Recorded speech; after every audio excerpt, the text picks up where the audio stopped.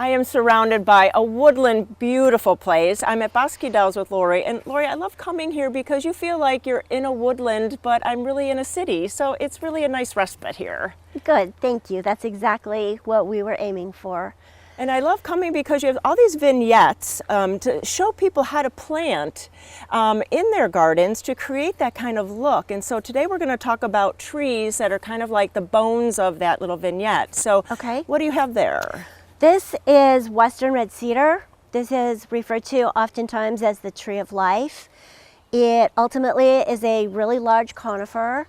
It's great for privacy from a neighbor's house or erosion control.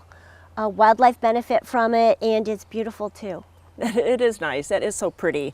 And then this one has got all this new growth. It's so beautiful. This is the Western hemlock, and it's another conifer that gets really big. And once again, it's great for privacy and for wildlife. In the base of it, we have a sword fern. That's how you would often see it growing in the real world. And you can do a combination of these trees along the edge of your property if you have enough room to create an amazing privacy screen. That is nice, and it's something that you would see on a hike if you were out in the rural areas and the woodland areas of Oregon. Yeah, you would. It's exactly what you would see.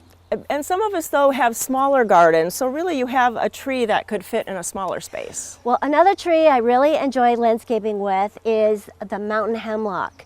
So it's in the same family as the Western hemlock, but its growth habit is the exact opposite. It's sort of like nature's bonsai. It grows about 1/4 to 1/2 inch a year. So when you do purchase one, you actually want to get one that's about the size you want it to be. They're really beautiful in groupings of some odd number where you stagger the height. They're often used for prominent spots like the entrance to your house or the backdrop of a pond.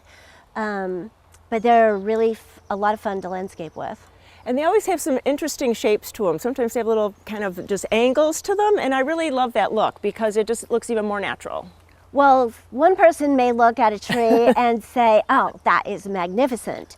But another person might look at the same tree and say, that's a Charlie Brown tree. I don't know what you see in that. So the beauty is truly in the eye of the beholder. I, too, like the ones that are gnarly and look like they have a story to tell. But it's so true. Everyone has a different idea. Yeah. Very true. But they're really beautiful trees. Definitely. And so we've been talking about conifers, but here is a maple. So really there's all kinds of trees available. So this is our native vine maple. And technically it's a shrub, although I think of it as being tree-like because its mature height is 25 to 30 feet tall.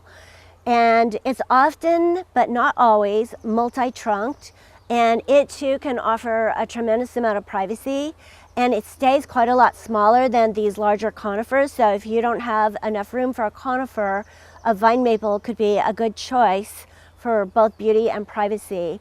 They also have beautiful fall color, oranges and reds in the fall, but 9 months out of the year it can give you complete privacy from your neighbor's house. Yeah, it really is a nice plant to have, and having a multi-stem tree is really something different to have too. Plus, you can prune it to fit your space as well. So if it grows a little bit too far one direction or another, you can just selectively give it a haircut. Well, as you can tell, Lori is a font of information and knowledge, and this place is just so beautiful to come to. So please go to gardentime.tv and click over to their website and come out to Bosky Dell and see all these beautiful trees. Thanks so much. Thank you.